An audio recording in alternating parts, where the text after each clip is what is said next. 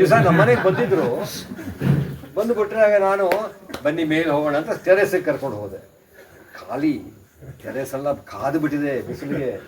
ಅಲ್ಲಿ ಇವರು ಅಲ್ಲಿ ಹೋಗಿ ನೋಡಿದರೆ ಇವರೊಂದು ಗಿಡ ನೋಡ್ಬಿಟ್ರು, ಯಾವ್ದು ಹಣ್ಣು ಬೆಳ್ಕೊಂಡಿದೆ, ಯಾವುದು ನೀರು ಹಾಕಿಲ್ಲ, ಏನೂ ಹಾಕಿಲ್ಲ, ಇದು ನಿಮ್ಮಲ್ಲಿ ಬೆಳ್ಕೊಂಡ್ಬಿಟ್ಟಿದೆಯಲ್ಲ, ಇದು ನಮ್ಮ ಬೆಟ್ಟದಲ್ಲಿ ಕಲ್ಲು ಮೇಲೆ ಬೆಳೆಯೋದು ಅಂದರು. ತಕ್ಷಣ ಅದ್ರ ಬಗ್ಗೆ ತುಂಬ ಅಭಿಮಾನ ಬಂದ್ಬಿಟ್ಟು ಅದು ಕೇಳೋದಕ್ಕೆ ಹೋಗಲಿಲ್ಲ. ಹಾಗೇ ಇರಲಿ ಹಿಂದೆ ಇವತ್ತೂ ಇದೆ ಅದು. ಅದಲ್ಲದೆ ಇವತ್ತು ನಮ್ಮ ಮನೆಯ ತಾರಿಸಿ ಒಂದು ಪುಟ್ಟ ಕಾಡಾಗಿದೆ. 350ಕ್ಕೂ ಹೆಚ್ಚು ಔಷಧೀಯ ಸಸ್ಯಗಳಿದೆ. ಅದರ ಉದ್ದ ಮತ್ತು ಅಗಲ 30 ಅಡಿ 20 ಅಡಿ ಅಷ್ಟೇ. ನಮ್ಮ ಮನೆಗೆ ವಾರಕ್ಕೆ 3 ದಿವಸ ತರಕಾರಿ ಕೊಡುತ್ತೆ. ಪ್ರತಿ ದಿವಸ ನನಗೆ ಕೊತ್ತಂಬರಿ ಇದೆ, ಕರಿಬೇವಿನ ಸೊಪ್ಪಿದೆ, ಔಷಧಿಗಳಿದೆ ಅದರಲ್ಲಿ. ಮತ್ತೆ ಎಜುಕೇಟ್ ಮಾಡ್ತಾರೆ. ಇಲ್ಲ, ಅದು ಬಂದವರು ಅವರೇ ಕಲಿತಾರೆ. ಗದಗದಲ್ಲಿ ಒಂದು ಲಕ್ಷ್ಮಿಯ ದೇವಸ್ಥಾನ ಇದೆ, ಮಹಾಲಕ್ಷ್ಮಿಯ. ಅದು ಬೇಲೂರು ಹಳೆಬೀಡು ಕಟ್ಟುವುದಕ್ಕೆ ಮೊದಲೇ ಕಟ್ಟಿದ ದೇವಸ್ಥಾನ. ಅಲ್ಲಿ ಬೇಲೂರು ಹಳೆಬೀಡಿನ 2 ಶೈಲಿಯೂ ಸೇರಿದೆ. ಅಲ್ಲಿ ಇವತ್ತು ಕೆಲವರು ಔಷಧಿಯನ್ನು ತೆಗೆದುಕೊಂಡು ಬಂದಿದ್ದೀರಾ.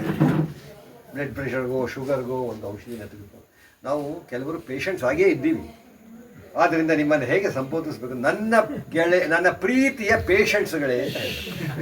ನಾನು ಏನಾದರೂ ಹೇಳೋದಕ್ಕೆ ಮೊದಲು ನಿಮ್ಮ ಬಗ್ಗೆ ತಿಳ್ಕೋಬೇಕು. ನಾನು ಅದಕ್ಕೆ 2 ಪ್ರಶ್ನೆಯನ್ನು ಕೇಳ್ತೀನಿ, ಸರಿಯಾದ ಉತ್ತರ ಕೊಡಬೇಕು. ಕುಮಾರ್, ನೀವು ಸೇರಬೇಕು. 2 ಪ್ರಶ್ನೆ. ಇದುವರೆಗೆ ನಿಮ್ಮ ಜೀವನದಲ್ಲಿ ನೀವು ಯಾರಾದರೂ ಔಷಧಿಯನ್ನು ತೆಗೆದುಕೊಳ್ಳದೆ ಇರುವವರು ಕೈ ಎತ್ತಿ. ಔಷಧಿಯನ್ನು ತೆಗೆದುಕೊಳ್ಳದೆ ಇರತಕ್ಕಂಥ ಯಾವುದಾದ್ರೂ ಒಬ್ಬ ವ್ಯಕ್ತಿ ಇದ್ದರೆ ನಿಮ್ಮ ಕೈಯನ್ನು ಎತ್ತಿ ಮೇಲೆ. 2ನೇ ಪ್ರಶ್ನೆ, ನಿಮ್ಮಲ್ಲಿ ಯಾರಾದರೂ ಗ್ಯಾರಂಟಿಯಾಗಿ ನಿಖರವಾಗಿ ನನಗೆ ಇಂದಿನಿಂದ ಮುಂದಕ್ಕೆ ನಾನು ಯಾವ ಔಷಧಿಯನ್ನೂ ತೆಗೆದುಕೊಳ್ಳುವುದಿಲ್ಲ ಅನ್ನುವ ಗ್ಯಾರಂಟಿ ಕೊಡುವವರು ಯಾರಾದರೂ ಇದ್ದರೆ ಕೈ ಎತ್ತಿ. ನಾನು ನಿಮ್ಮನ್ನು ಹೇಗೆ ಕರಿಬೇಕು ಗೊತ್ತಿಲ್ಲ. ಬಂಧುಗಳ ಅಂತ ಕರೀಲ, ಅಣ್ಣ ತಮ್ಮಂದ್ರ ಅಂತ ಕರೀಲ, ಅಥವಾ ರೈತರಂತ ಕರೀಲ, ಅನ್ನದಾತ ಅಂತ ಕರೀಲ. ಕನ್ಫ್ಯೂಸ್ ಆಗಿಬಿಟ್ಟಿದೆ. ಆದರೆ ನಾನು ಏನಾದರೂ ಹೇಳೋದಕ್ಕೆ ಮೊದಲು ನಿಮ್ಮ ಬಗ್ಗೆ ತಿಳ್ಕೋಬೇಕು. ನಾನು ಅದಕ್ಕೆ 2 ಪ್ರಶ್ನೆಯನ್ನು ಕೇಳ್ತೀನಿ, ಸರಿಯಾದ ಉತ್ತರ ಕೊಡಬೇಕು. ಕುಮಾರ್, ನೀವು ಸೇರಬೇಕು. 2ನೇ ಪ್ರಶ್ನೆ. ಇದುವರೆಗೆ ನಿಮ್ಮ ಜೀವನದಲ್ಲಿ ನೀವು ಯಾರಾದರೂ ಔಷಧಿಯನ್ನು ತೆಗೆದುಕೊಳ್ಳದೆ ಇರುವವರು ಕೈ ಎತ್ತಿ. ಔಷಧಿಯನ್ನು ತೆಗೆದುಕೊಳ್ಳದೆ ಇರತಕ್ಕಂಥ ಯಾವುದಾದ್ರೂ ಒಬ್ಬ ವ್ಯಕ್ತಿ ಇದ್ದರೆ ನಿಮ್ಮ ಕೈಯನ್ನು ಎತ್ತಿ ಮೇಲೆ. ಔಷಧಿಯನ್ನು ತೆಗೆದುಕೊಳ್ಳದೇ ಇದ್ದವರು ಯಾರಾದರೂ ಇದ್ದರೆ ಇಲ್ಲಿ ನಿಮ್ಮ ಕೈಯನ್ನು ಎತ್ತಿ. ಸಾವಯವ ಮನುಷ್ಯ ಅಲ್ಲ, ಮಾತ್ರನಾಗ್ಲಿ ಇದಾಗಲಿ, ಮಾತ್ರೆಗಳು ಔಷಧಿ ಯಾರು ತಗೊಳ್ಳೋರು ಇದ್ದಾರಾ? ಯಾರಿಲ್ಲ. ಒಂದು ಕೈ ಹೇಳಿಲ್ಲ. ಇನ್ನೊಂದು ಮೊದಲನೇ ಪ್ರಶ್ನೆ. 2ನೇ ಪ್ರಶ್ನೆ, ನಿಮ್ಮಲ್ಲಿ ಯಾರಾದರೂ ಗ್ಯಾರಂಟಿಯಾಗಿ ನಿಖರವಾಗಿ ನನಗೆ ಇಂದಿನಿಂದ ಮುಂದಕ್ಕೆ ನಾನು ಯಾವ ಔಷಧಿಯನ್ನೂ ತೆಗೆದುಕೊಳ್ಳುವುದಿಲ್ಲ ಅನ್ನುವ ಗ್ಯಾರಂಟಿ ಕೊಡುವವರು ಯಾರಾದರೂ ಇದ್ರೆ ಕೈ ಎತ್ತಿ. ಯಾರೂ ಇಲ್ಲ. ಪ್ರಯತ್ನ ಅಲ್ಲ, ಹೇಳ್ಬೇಕು ನನಗೆ. ಅವತ್ತು ಯಾವತ್ತೂ ಒಂದು ಮಾತ್ರೆ ತೆಗೆದುಕೊಳ್ತಿರಲ್ಲ, ಅವಾಗ ನನಗೆ ಅಯ್ಯೋ ಸುಳ್ಳು ಹೇಳಿಬಿಟ್ನಲ್ಲ. ಕೇಳಿ, ನಿಮ್ಮನ್ನು ಹೇಗೆ ಅಂದರೆ ನಾವು ಹಿಂದೆ ಯಾವತ್ತೋ ಒಬ್ಬ ಪೇಷಂಟ್ ಆಗಿದ್ವಿ ಅಲ್ವಾ? ಮುಂದೆ ಯಾವತ್ತೋ ಒಂದು ದಿವಸ ಪೇಷಂಟ್ ಆಗ್ತೀವಿ. ಇವತ್ತು ಕೆಲವರು ಔಷಧಿಯನ್ನು ತೆಗೆದುಕೊಂಡು ಬಂದಿದ್ದೀರಾ. ಬ್ಲಡ್ ಪ್ರೆಷರ್ಗೋ ಶುಗರ್ಗೋ ಒಂದು ಔಷಧಿನ ತೆಗೆದುಕೊಂಡು ನಾವು ಕೆಲವರು ಪೇಷಂಟ್ಸ್ ಆಗೇ ಇದ್ದೀವಿ. ಆದ್ದರಿಂದ ನಿಮ್ಮನ್ನು ಹೇಗೆ ಸಂಬೋಧಿಸಬೇಕು, ನನ್ನ ಪ್ರೀತಿಯ ಪೇಷಂಟ್ಸ್ಗಳೇ.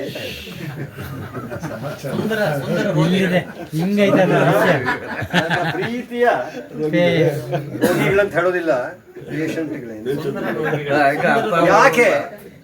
ಯಾಕೆ ನಾವು ಪೇಷಂಟ್ ಆಗಿದ್ದೀವಿ? ಯಾಕೆ ಇಷ್ಟೆಲ್ಲ ಕಷ್ಟಪಡ್ತಾ ಇದ್ದೀವಿ? ಯಾರಿಗೋಸ್ಕರ?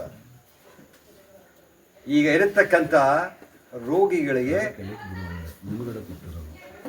ಆ ರೋಗಿ ಯಾಕೆ ಆಗಿದ್ದಾರೆ ಅದರಿಂದ ಹೊರಗೆ ಬರೋದಕ್ಕೆ ಒಂದು ಪ್ರಯತ್ನ ಪಡಬೇಕು. ಸಾಧಾರಣ ಮನುಷ್ಯರಾಗಬೇಕು. ಪ್ರಾಣಿ ಪಕ್ಷಿಗಳಿಗೆ ನಮಗೆ ಬಂದಷ್ಟು ಕಾಯಿಲೆಗಳಿಲ್ಲ. ಏನು ಕುಮಾರ್ ಅವರೇ? ಯಾಕೆ ಅಂದರೆ ಅವು ಒಂದು ನಿಸರ್ಗದಲ್ಲಿ ಒಂದಾಗಿ ನ್ಯಾಚುರಲ್ ಆಗಿ ಬದುಕಿದೆ. ನಾವು ಹಂಗಲ್ಲ. ಬೆಳಿಗ್ಗೆ ಎದ್ದು ಪಿಜ್ಜಾ ತಿನ್ನಬೇಕು, ಮಧ್ಯಾಹ್ನ ಆದರೆ ಇನ್ಯಾವುದೋ ಬಾಟಲ್ದಲ್ಲಿ ಇರತಕ್ಕಂಥ ಕೆಂಪು, ಹಸಿರು, ಹಳದಿ ನೀರನ್ನು ಕುಡಿಯಬೇಕು, ಹೌದಲ್ವಾ? ಮತ್ತೊಂದು, ನನಗೆ ಇಲ್ಲಿ ಬರೋದಕ್ಕೆ ಪ್ರೇರಣೆ ಕೊಟ್ಟಿದ್ದು ಮಲಾಲಿ ಗೌಡ ಅಲ್ಲ. ಮಲಾಲಿ, ನಾನು ಇಲ್ಲಿ ಬರೋದಕ್ಕೆ ಪ್ರೇರಣೆ ಕೊಟ್ಟಿದ್ದು ನೀವಲ್ಲ. ಯಾರು ಗೊತ್ತೇನು? ನಮ್ಮ ತಾಯಿ. ಕಾರಣ, ನಮ್ಮ ತಾಯಿಯ ಹುಟ್ಟೂರು ಹಾಸನ ಜಿಲ್ಲೆ, ನುಗ್ಗೇಹಳ್ಳಿ. ನಾನು ಹುಟ್ಟಿದ್ದು ನುಗ್ಗೇಹಳ್ಳಿ, ಹಾಸನ. ಮಲ್ಲಾಲಿ, ನೀವು ತಗೋಬೇಡಿ ರೈಟ್ಸ್ನ, ನಮ್ಮ ತಾಯಿಯವರಿಗೆ ಸೇರಿದ್ದು. ನಿಮ್ಮ ಅಜ್ಜಿಯವ್ರದ್ದು. ನಮ್ಮ ತಾಯಿಯವರ ತಾಯಿ ಹುಟ್ಟಿದ ಜಾಗ, ನಾನು ಓದಿದ ಶಾಲೆ ವೀಣೆ ದೊರಸ್ವಾಮಯ್ಯಂಗಾರು ಹುಟ್ಟಿದ ಮನೆ, ನಮ್ಮೂರು ದೊಡ್ಡ ಗದವಳ್ಳಿ. ನಾನು ಓದಿದ ಶಾಲೆ ಪಕ್ಕ ಅದೇ ಊರು. ದೊಡ್ಡ ಗದವಳ್ಳಿ ಒಂದು ಲಕ್ಷ್ಮಿಯ ದೇವಸ್ಥಾನ ಇದೆ, ಹೊಯ್ಸಳ ಮಹಾಲಕ್ಷ್ಮಿಯ ಅದು ಬೇಲೂರು ಹಳೆಬೀಡು ಕಟ್ಟುವುದಕ್ಕೆ ಮೊದಲೇ ಕಟ್ಟಿದ ದೇವಸ್ಥಾನ. ಅಲ್ಲಿ ಬೇಲೂರು ಹಳೆಬೀಡಿನ 2 ಶೈಲಿಯೂ ಸೇರಿದೆ. ಅಲ್ಲಿ ಹೋಗ್ಬೇಕು ನೀವು. ಇದು ಶಾಲೆ ಒಂದ್ರ ನನಗೆ ಹೇಗೋ ನಾನು ಎಳ್ಕೊಂಡು ಬಂದುಬಿಡ್ತು. ಬರೋದಕ್ಕೆ ಮಲ್ಲಾಲಿನೂ ಒಂದು ಕಾರಣ.